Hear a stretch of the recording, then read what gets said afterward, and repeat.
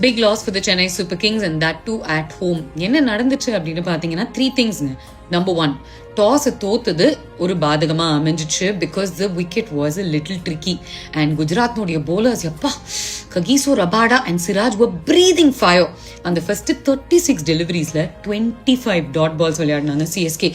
ரொம்ப ஸ்லோவான ஸ்டார்ட். சாம்சனும் அவருடைய விக்கெட்டை இழந்துட்டாரு. ஸோ ரொம்ப காஷியஸா அப்ரோச் பண்ணாங்க because it already lost 3 wickets in the power play.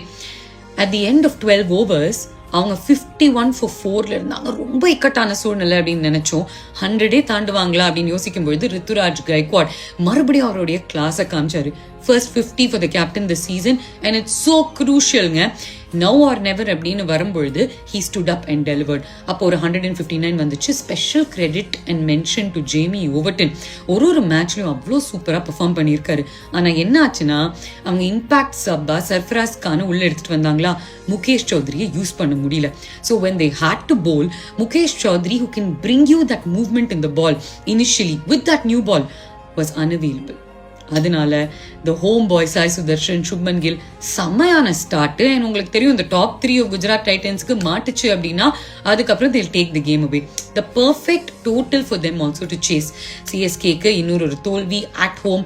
Where do they go from here அப்படின்னு அவங்க கண்டிப்பா யோசிக்க வேண்டிய ஒரு நிலைமை வந்துருச்சு.